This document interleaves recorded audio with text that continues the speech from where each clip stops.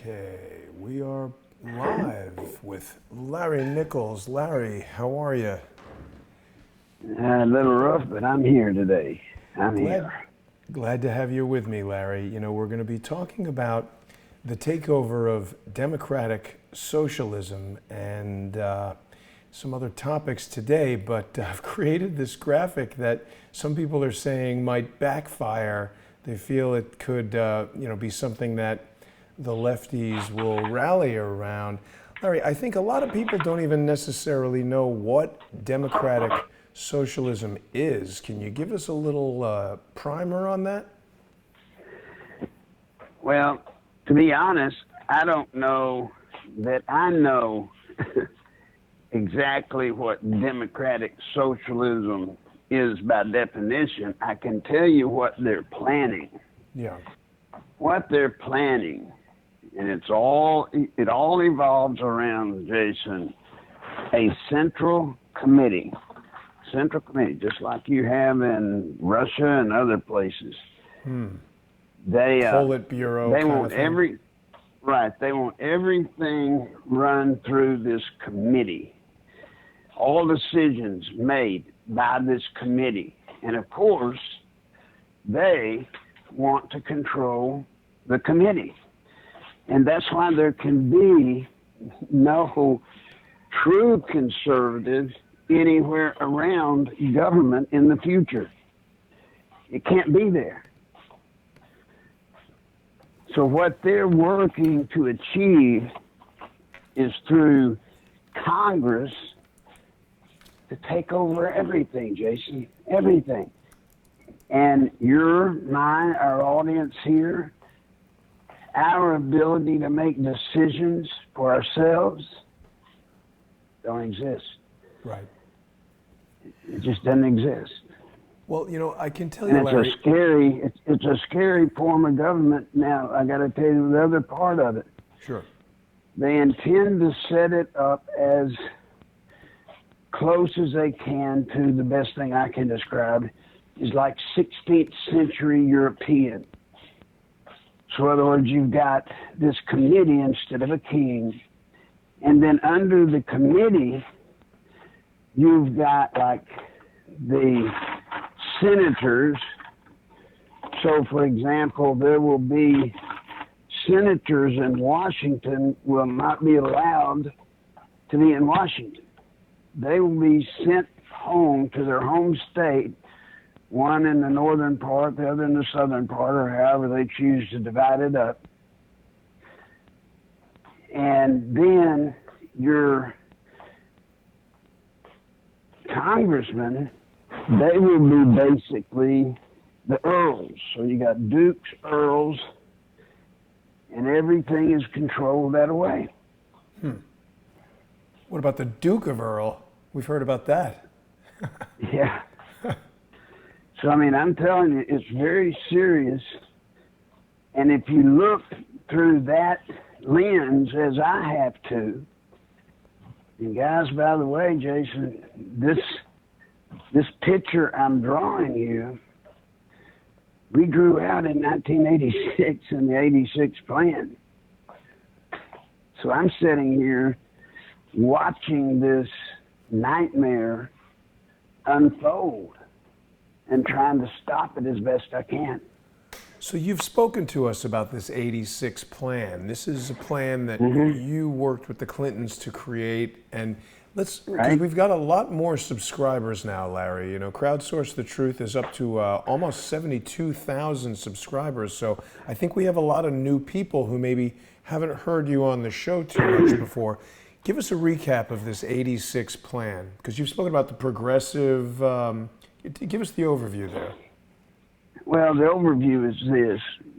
Hillary wanted, back in actually late 85, she wanted Paul Begala, me, Dick Morris, a couple of other ancillary people to come up with a master plan that they could follow that would lead them to the White House, number one, but then they also wanted to take advantage, once in the White House, of becoming the most powerful couple in the history of the world. Right. Now, we laughed, we joked, we thought it was crazy because we figured Bill would never get to be president, because this was pretty much right after the Gary Hart incident. And Bill, with his philandering, we figured there's no way he would ever get to be president. So we didn't worry about it, but it became almost a game. I mean, it was almost, we got into it. We really did. And we tried to figure, if this happened, then this would happen, and then if that happened, this would happen. And so we started working it out, and then a big part of it was my connection with the progressives and what I knew their agenda was and what they were trying to do. Right. So we put all of it together, and then lo and behold, it's coming to pass. It is coming to pass. Now, the timing of it has been squandered away some because of Hillary losing her election, but it's still coming. Right. Well, I mean, we've heard she's, getting ready for 2020, right? Mm-hmm. I think she's definitely going to run. Well, your best indicator there is what she's doing by going around and touring with Bill. That should tell you almost with certainty that she's planning to run. Hillary's problem is she is not personable. She has zero charisma. And she's just not liked by the common man. So by putting Bill in the mix, they're hoping that people have forgotten about the girly stuff. Right. And they're counting on him and his smoothness, giving Hillary that personal edge that she lacks. But Larry, I'm telling you, if she wasn't running, there ain't no way. Yeah. She would travel around the country with him. No way. I mean, she's been around the world, and I think people recall just earlier this year, I went to New Zealand. I'm actually surprised by how popular she is. She should be. She should be. Part of what she was doing to set herself up to be the most powerful in the world was going around using the UN and her ambassador job to go around and grease the palms of all of these different countries at the expense of guess who? Us. Yeah. Well, so Larry, let me read to you what Wikipedia says about democratic socialism. It basically says, and I apologize, my voice is a little bit wearing out here, but it says that democratic socialism is a political philosophy that advocates political democracy alongside social ownership of the means of production, with an emphasis on self-management and democratic management of economic institutions within a market, socialist, participatory, or decentralized planned economy. Now, haven't we learned that time and time again that these socialist countries like Venezuela, it always, these communist, Soviet Union, they always fail, right? Mm-hmm. And now the other question that you had posed, I've got this image of Miss Cortez as Che Guevara. It sounds nice, right? Democratic socialism. It's one of these things that it's like a marketing term to make people feel like that's appealing. Right. But, when I was in Sweden, where the Democratic Socialist Party is actually in control and has been for the past several decades. Many of the Swedish people that I spoke to, as a matter of fact, a surprising number, had said that it was a total failure, that the country was beyond recovery. They were very upset. I met multiple people who were from Sweden, Swedish people, who were moving out, abandoning ship. So democratic socialism seems kind of disconcerting to me. Well, the definition Wikipedia came up with, God knows. I think they just took technical terms and stuck them together.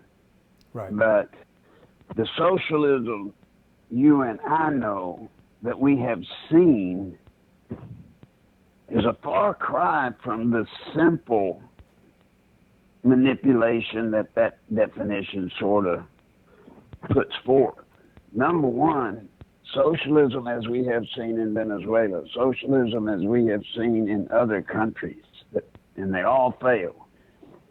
What happens is they come in, the state, here we go again, this committee, oftentimes the committee's got a figurehead, okay, like a king, they've got a figurehead, but the committee immediately takes hold of all of the nation's assets. Right.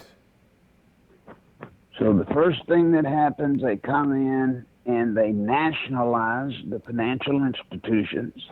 They nationalize all big corporations and those that are profitable. Then they take 51% ownership of everything.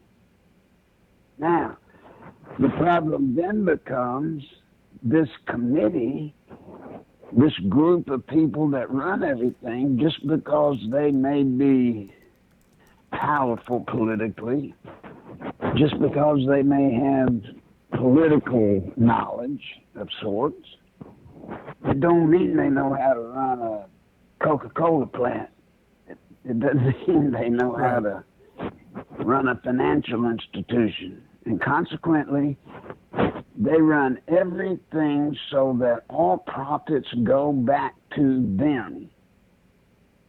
And therefore, the profits that in most positive societies, that gets recirculated back out into the population and into the business community, doesn't happen. Yeah. And they lose big time. And the bad news is, after a relatively short period of time, Jason, and I'm talking very short, you can't get it back again. Right. It destroys it so much. So Larry, I'm looking at the DSA party webpage, and I find it interesting that they've got this sort of, the main image on there is this cartoon image that's reminiscent of South Park or something like that. It seems quite clear that this democratic socialism is being marketed towards millennials, people who are starting college. We've had all these high school shooting events, incidents, mass shooting incidents where they're really trying to turn young people in America against guns. And obviously we're against mass shootings, but it's a fundamental aspect of America that we have the right to keep and bear arms, and it's there to prevent tyranny. So all these subversive, movements to try to do away with the Second Amendment. And I'm not trying to say that these mass shootings aren't real. I do believe that people are getting shot, but in the instance of, let's say, Las Vegas last October, I think it's very much a case of something far different than what we're told is what actually happened there. So I think these events are manipulated, like so much of the news, to manipulate public perception and achieve a political goal.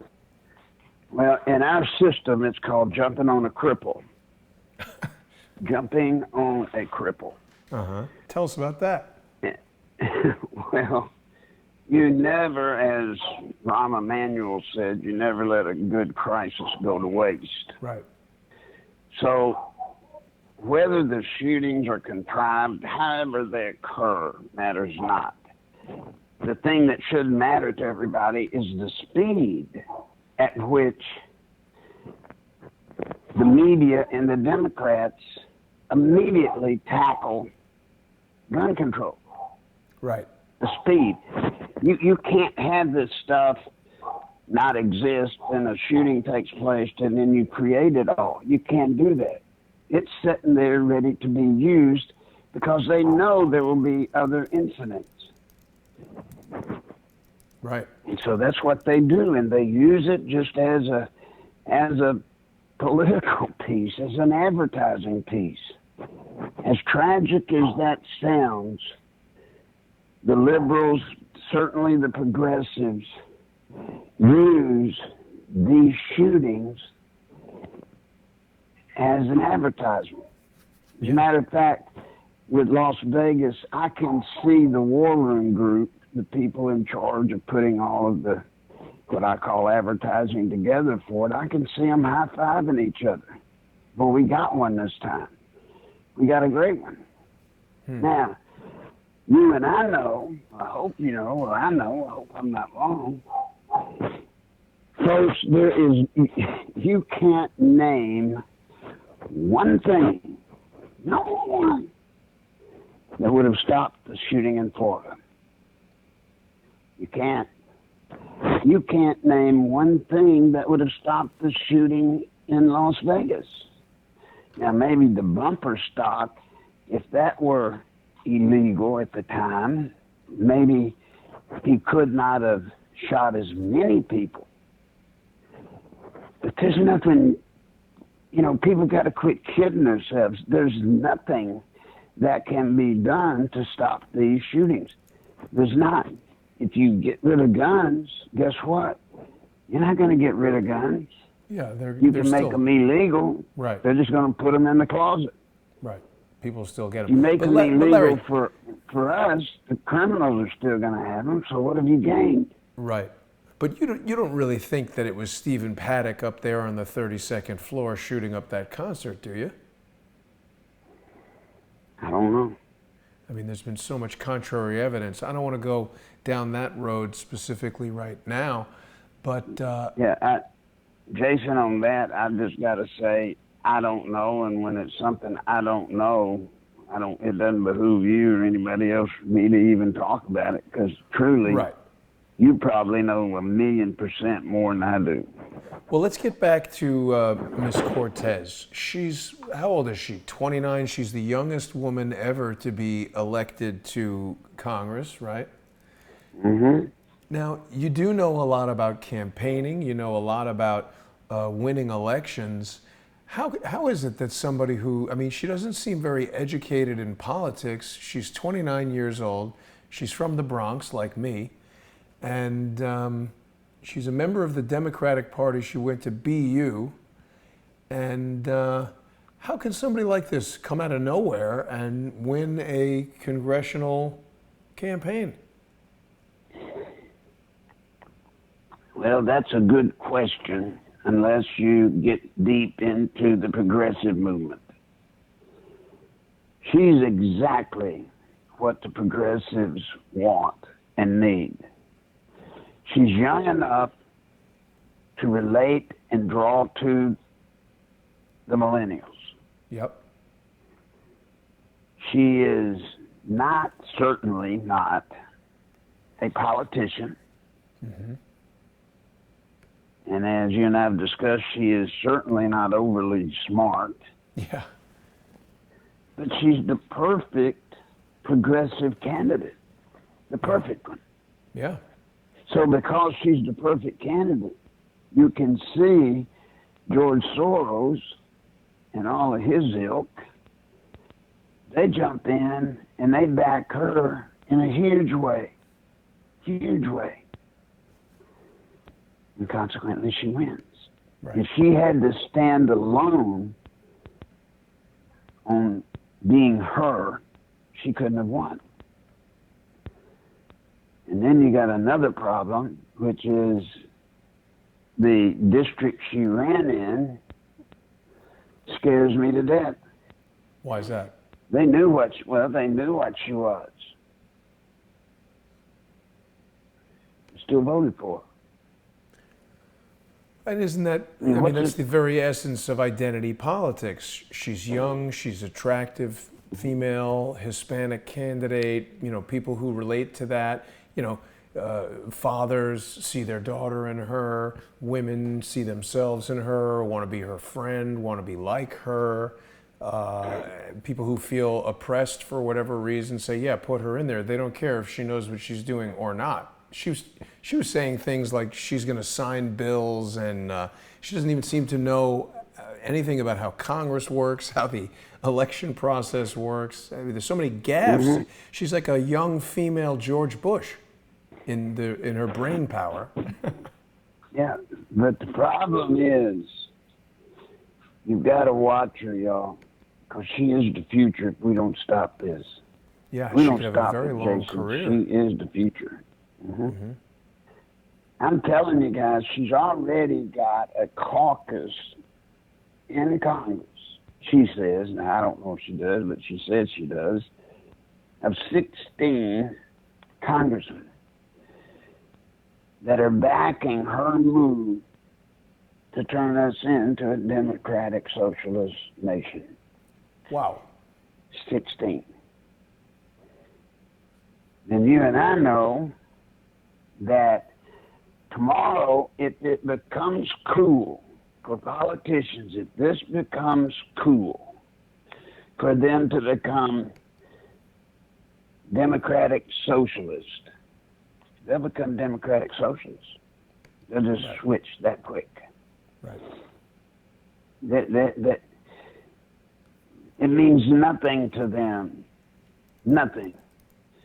What we want, what historically we deserve, none of that means anything to them. It's all about them. And they'll do whatever benefits them. And that's where she becomes dangerous. Because it just so happens that the group that she fires up are loud. They are loud. And the millennials are looking for issues to get into. Do you remember, Larry, a couple of months ago, there was a Donald Trump rally, and a young guy in a plaid shirt was standing behind Trump, and he was making faces or something like that, and then they kind of threw him out or whatever. And then he appeared on CNN shortly after that, wearing the same plaid shirt. And he had the Democratic Socialists of America logo on the shirt.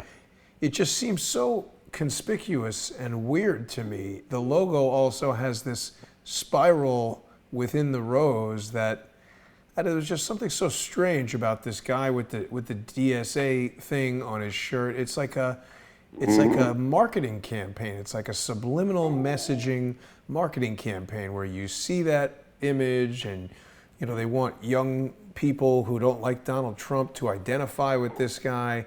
They hear Democratic. They don't know what that is. Socialism, they talk about redistributing wealth. Well, certainly if you don't have any wealth and don't like, working or coming up with your own ideas for a business or a product or anything, then certainly distribution of wealth sounds good. And I want to be careful how I put this, because I think capitalism is extremely important. It was what really drove the United States to the leadership position in terms of innovation, companies like Apple Computer, et cetera. I think what we're faced with right now is a little bit of kind of crony capitalism and capitalism run wild. We certainly want laws and regulations to prevent companies like Amazon.com from buying everything and creating monopolies and doing unfair business practices. But doesn't socialism crush competition and just go contrary to the human spirit? There is no competition under socialism. Right. There isn't. The state takes over. The state, and you don't compete with the state at all. You just don't. And what worries me is the first total generation. You see, the millennials, that are in college now or freshly out of college, Jason, since the day they set foot in school, kindergarten, whatever, elementary school, whatever, from the day they set foot in school until now, they have not heard the real American history. They've heard the history that the progressives have wanted them to learn. And that's why they think everything that you and I value as being what's made this country great, they see it as bad. Right. Then you've got, think about a college kid coming out with a master's degree. I saw it the other day. Kid comes out of college, he's got a master's degree. And he's waiting tables. Nobody told him that when he got that master's degree, there wouldn't be any jobs for him. Mm-hmm. He thought if he had the master's degree, he would be wealthy. That was the first lie he bought from education, from academia. Right. But you see, they're being lied to every step of the way. Yeah, for sure. Larry, you know, a lot of our viewers here on Periscope are saying that George Soros has funded her campaign and installed her, that she's a pawn. I mean, certainly she seems like someone who is in a position to be manipulated by people who would have put her there. A lot of people feel like election fraud played a role, and certainly last week you and I were speaking to Laura Loomer about how Laura discovered those provisional ballot boxes in an Avis rental car that had been rented to a DNC staffer, and we've heard tons of reports of illegal immigrants, people who have immigrated illegally and are not citizens, voting, which is absurd. That's right. I mean, well, one of the things I do want to address right quick when you were talking about the monopolies and so forth. Yeah. One thing we have learned in this country, many of our young businessmen and old ones have learned what other countries have learned. You just got to buy our politicians. That's what you got to do. Yeah. And anything you want, you will get. And that's why I say there's nothing wrong with our system of government. What's wrong is the people we have in the system. It's the people. It's people willing to sell this country out for a few dollars to make themselves wealthy. We're headed in the wrong direction in many different areas.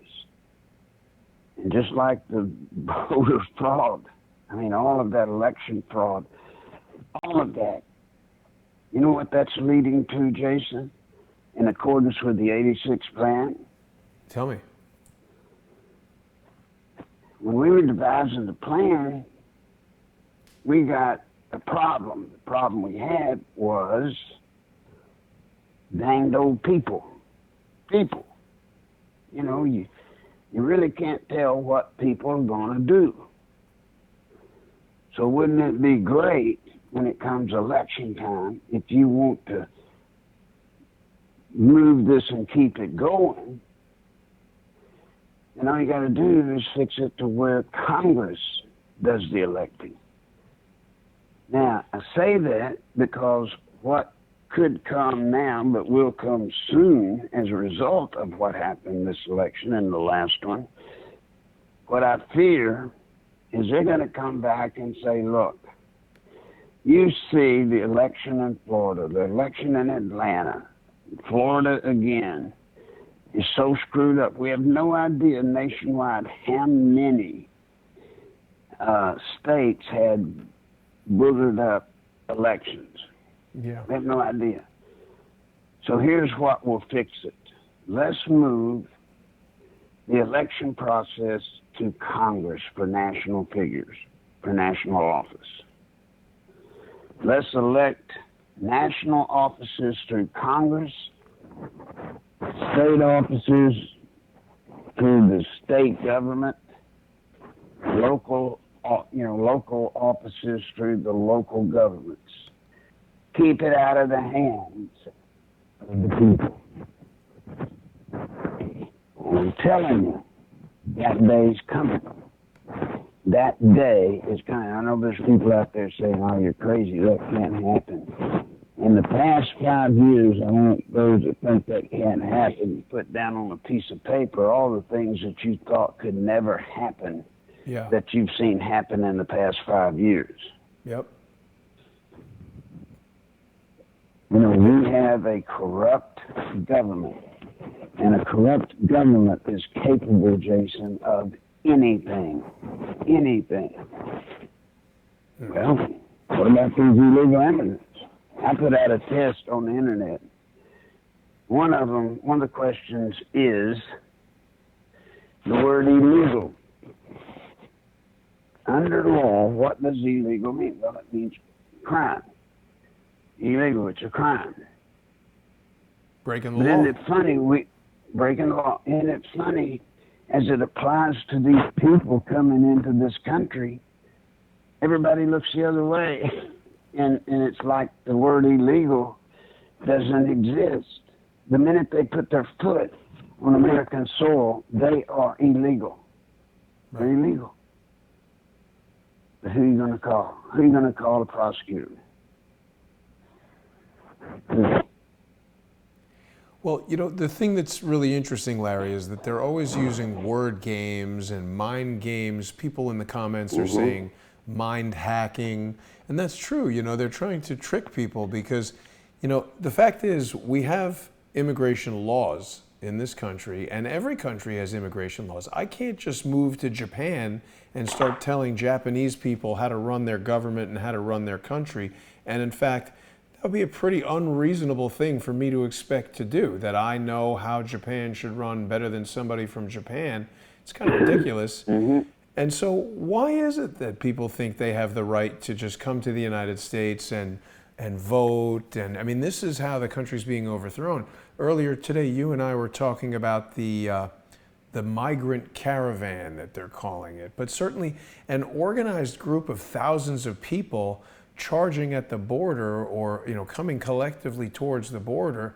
That's not, I mean, that's an invasion. It's, you know, if it's 4,000 now, Right. and that works, what's going to stop 40,000 or 400,000?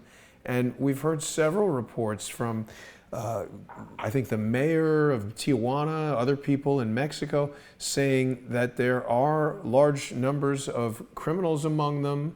And it's not to say that all immigrants are criminals, but it seems like an organized event. We saw some American guy on video handing out money to these people to get them here. And it certainly is a way to hide criminals among honest people who probably do need to flee oppression. But, you know, we can't just take everybody all at once. I'm curious to see if people would be willing to, you know, given a more personal version of this, if people would be willing to allow, say, 4 or 5 people live with them in their 1-bedroom apartment and share their food and share their bed and share their bathroom and their resources. I mean, you know, I think people have had roommates and have quickly learned that, you know, in order for people to get along and live together, it takes a lot of understanding and compromise and negotiation, not 4,000 people charging at a border and deciding that they get to vote against all the laws we have in place. Well, in the scenario you just pointed out, in that scenario, 4 or 5 people knock on your door and they insist on coming in. They don't ask if you will. They insist to come in. They insist that you feed them, that you clothe them, that you provide for their needs. Right. That's what we're doing. Now, how can we allow that? Then, no truer words have ever been spoken than what you just did when you said, if you let this 4,000, 6,000, whatever the amount is, if they're allowed to come in,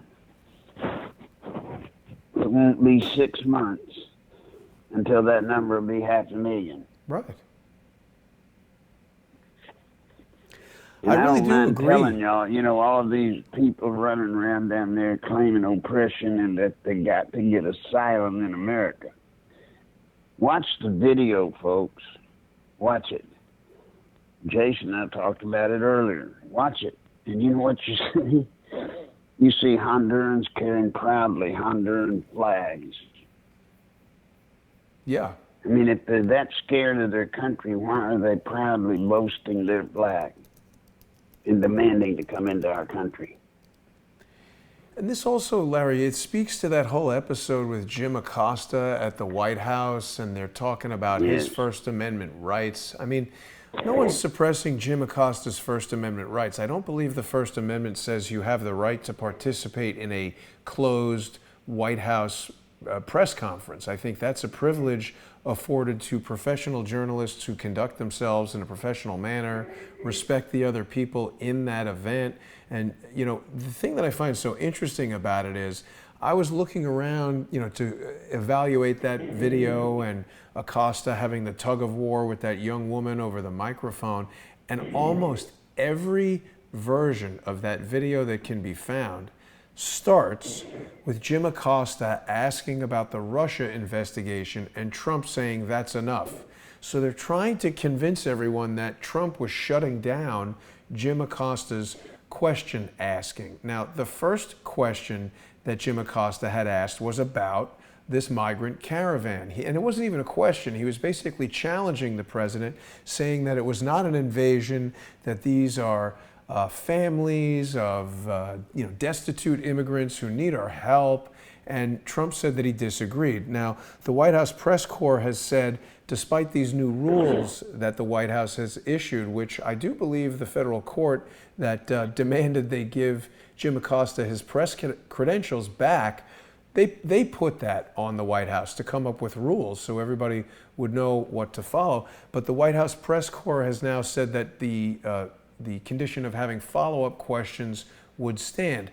I would argue, Larry, that if Acosta is asking about the migrant caravan, a follow-up question might be about immigration law or ICE or the border wall or something. For him to totally switch topics to the Russia investigation, it just seems like he was bombarding the president with, junk comments meant to create CNN sound bites and just emphasize how much of a dick Jim Acosta is. Well, absolutely. That was totally all of those, I say all, the majority of the major networks, MSNBC, NBC, CNN, whatever. If you look at their questioning, Jason, it's all made up of 15-second sound bites for them to pick apart on some of their panels. Yeah, the late night news shows, right? Yeah, but they keep, they'll bounce from one subject to another, and that's giving them material to use to knock Trump. Right. The other day, somebody said to me, well, if Hillary runs, Trump's got it. He's in. No, folks, let me tell you, Hillary knows what I know. Who's going to be the next president of the United States in 2020 boils down to this at this moment. Whoever wins the Democratic Party primary. They have got Trump so branded, Jason. He's been so branded by this vocal, loud, disruptive hate group that it'll be almost impossible for him to win. If we, the conservatives, don't get in the game now and help him. He can't do this on his own this time. Right. Can't do it. Well, they're going to definitely come at him even harder than they did last time. And just briefly back on this Jim Acosta thing, I had to go to C-SPAN and get the full live feed of the entire press conference to unravel what was going on, because I knew that I had heard it originally, and I knew that Acosta started with one thing, but they really try to make it look like Jim Acosta asked one question and the president told him to shut up, and somebody came over and grabbed the microphone out of his hand. And then I was watching some of the late night hosts like Jimmy Kimmel saying that Jim Acosta never put his hands on this young lady. Now, I do agree it's a bit of a stretch to say that Jim Acosta hit her or, assaulted her, Right. but he was Right. definitely having a tug of war with her over the microphone in a way that was unprofessional, unbecoming of a CNN White House correspondent. It was ridiculous. Yes. And look, I think the president has a right through his press corps to establish rules for questioning. That's a privilege. That's not. Not a First Amendment, not right? something. Yeah. Right. And that meeting is a privilege. Yeah. And therefore the president has the right. I mean, he can limit what they even talk about. He has the right to control all of that. Right. Jim Acosta can funny that exercise his nowadays- First Amendment rights outside the White House in a protest if he wants. Exactly. They can complain about the president setting up these rules that won't allow them to do their job, whatever. But the problem is, again, why have we got laws, Jason, if we don't honor them? Why have we got amendments, first, second, etc., if we don't honor them? Right. Why do we have a law pertaining to immigration? Right.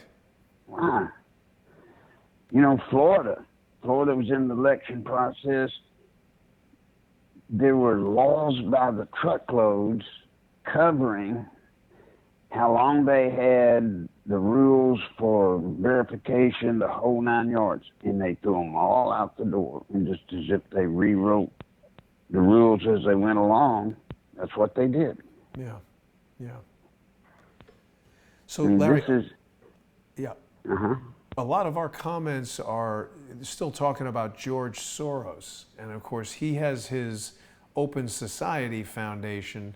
And I mean, that right there speaks to the whole, this language game that they use where open society is definitely not what George Soros is interested in. I mean, George Soros is one of the richest guys in the world. Why doesn't he open his mansion? I don't think he would let, any of these immigrants into his house. Of course he wouldn't. But now let's remember who George Soros is, folks. George Soros, a few years ago, made a pledge that he would spend every cent, I don't think he said cent, but whatever he said he had, he said he would spend everything he had to destroy America. When did he say that? Oh, Lord, that's been 5-6 years ago. So Wow. back Why when is Bush he not was in president, jail? I think. Well, because he's not here. Where is I don't know. I didn't say it. He did. he? They got to lock that He's guy not up. afraid. Well, sure. But as long as people can do that, then we got trouble. Saying it's one thing, say whatever you want to say. Right.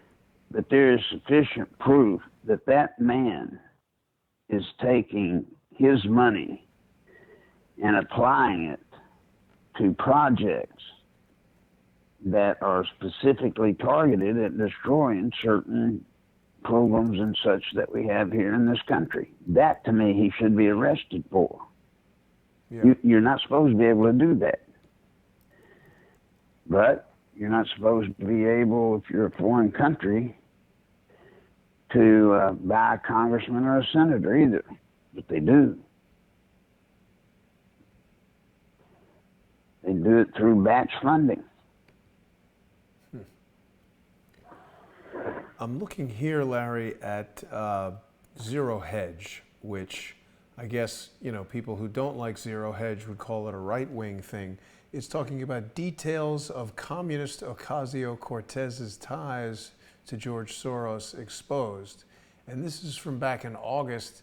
It's saying that details have emerged showing ties between Alexandra Ocasio-Cortez and George Soros. His media network helped to ensure that she would win the primary election. So that's interesting. The New York Times wrote that the communist was able to defeat her opponent, who greatly outspent her due to her online presence, in an interview with a progressive and communist-leaning digital media outlet, the Young Turks.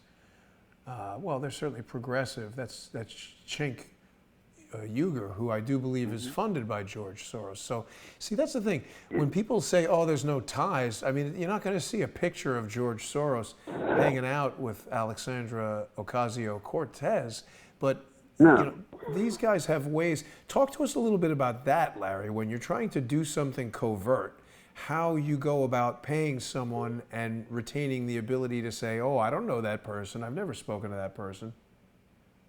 Let me tell you, the easiest way to wash money in a campaign, and we did it over and over and over by the tens and hundreds of thousands. When a politician goes and speaks at an event, when he gets through, you'll notice that there's what's called the handshaking line, right? Well, look at his pockets. People come up either with him or his security team, and they stick envelopes in the pocket. Now, it's cash. Nobody knows how much is in there. Nobody even knows who put it in there. But you can raise $100,000 in a night without blinking, just from the people that come up and will stick huge amounts of money in the pocket. Now, when they're in the handshaking line, they'll say, you know, Mr. President or Governor or want to be whatever, check your right pocket, so that they want you to know they put the big money in. But there's no proof of it. Right. You can't prove it. And all these guys that take this money and take it through their campaign and use the Federal Election Commission, they're fools. They're absolute fools, because that's going to get caught. But if you'll just shake it down in a speech, you got it. And that's just one way. It's interesting, Larry, all this campaign finance stuff, it's so complicated, and I think the average person knows so little about it. Have you followed it all? This is a little bit unrelated, but have you followed it all, this matter with Steve Stockman, the Republican from Texas? Bring me up to date on that. So he was a guy who was very outspoken in pointing out that Lois Lerner, who was the head of the IRS, was basically kind of a linchpin in the Democrats' ability to persecute Tea Party members and things like that by initiating IRS investigations and totally ignore the Clinton Foundation. And basically, he has been thrown in jail for 10 years. He's a 62-year-old guy thrown in jail for 10 years over, you know, campaign finance violations and tax violations. Now, is there a single Hillary Clinton campaign in history that if a real investigation took place, that they would not find campaign finance violations? No. That's why there will not be one. Right. It will, it's not going to happen. But remember, the Clintons don't fear that, because they've got people at every level of government to cover for them. They're not worried. Right. But they also don't do stupid, and I'm not knocking Stockton or whatever his name is, but they don't run half of their funds through their campaign. What do you mean? What do they do? Well, they handle it outside the campaign. Well, isn't that in Make and of it out itself to be, a campaign finance violation? No, because they'll claim somebody else did it. Like somebody else bought the ad for them. Uh-huh. They'll give somebody $1 million to run an ad for them from, like a private person. Uh-huh. And they do that all the time, Jason. You know, when they passed the law saying that companies and people could buy their own ads in support of the candidate they choose, they just gave the cookie jar to the Clintons. Right. Look, you got to, guys, you kind of got to be somewhat honest and honorable, because if you're not, you can advantage yourself with these systems. You can. And one of the things they do to raise money is they batch funding. That's where they get a person that claims to go out and gather a bundle. Half of it in there is from other countries that can't make donations. But they put them in somebody else's name here. Bundlers are always suspect. I feel like there's a ton of campaign finance violations that go on all over the place. All over the place. And also, all I the feel way like, from yeah, all the way from congressional races to presidential races. even local politicians, you know. I feel like also clever lawyers can find ways to bring charges or not bring charges just by, I mean, like, look at what happened with Donald Trump and his lawyer, Michael Cohen. You know, Trump is, let's presume that Stormy Daniels thing went down the way Stormy Daniels says. And Donald Trump engages in an extramarital affair with her and says, hey, listen, you know what? I want you to sign this contract that says you're not going to say anything, you're not going to write a book. He's a famous guy. And, you know, in order to get her to agree, he pays her $150,000 or whatever the number is. Now, I'm not making a moral judgment about that. I'm just saying that's not strictly illegal to do. That's a private agreement made between two people. He could pay her $150,000 to go get him a ham sandwich and sign a gag order kind of confidentiality agreement if that's what he and she agree to do. But then they twist it around into a campaign finance violation because they're saying that Michael Cohen made a contribution to the campaign without reporting it or something like that. I mean, that's a pretty far stretch. Right. They said that Cohen paying for it out of the slush money at his firm was the same thing as taking it out of his campaign coffer. Now, that's not true. Yeah, the guy's his lawyer. He's got money to pay for stuff. That's right. You know, he has a right to put a slush fund together. I mean, look, it's like the Democrats are going to do. When they're sworn in January, Jason, they're coming after Trump for parking tickets, anything they can get. Exactly. They're coming after him. Yeah. And I hope President Trump does not make the mistake made by many, and I do mean many, Republicans, and think that he can work with them, because he can't. Yeah. They will set him up. They will set President Trump up. And you know, Larry, he's got to stay away from him. Tomcat, who's a frequent commenter, is saying that they sidestep a candidate's campaign laws by creating these PACs, the political action committees, and the Citizens United decision from the Supreme Court didn't help. We've heard a lot about that. And, you know, yeah, George Soros is involved in a ton of these political action committees. There was even one around that pizza place that was linked to the Pizzagate allegations. Comet Pizza had a political action committee associated with it. That seems weird to me, that a pizza place would have that and that George Soros would be interested in giving money to a pizza place. It's all so weird, but yet nobody looks into that. You know, Larry, I apologize. Nobody looks. Nobody looks. I apologize that my throat is so dry. You and I are in kind of a scratchy voice competition today. Yeah. But you are the all-time heavyweight champ in that regard, so I don't want to compete with you on that. I do want to remind people that while the United States remains a capitalist country, Larry does need our support, and you can go to nicholslive.com. You can take this test that Larry has posted there. That's an interesting test, or maybe share it with your friends, and it could be a good conversation starter. You could share that on Facebook or Twitter or whatever particular social media platform you may not yet be banned from.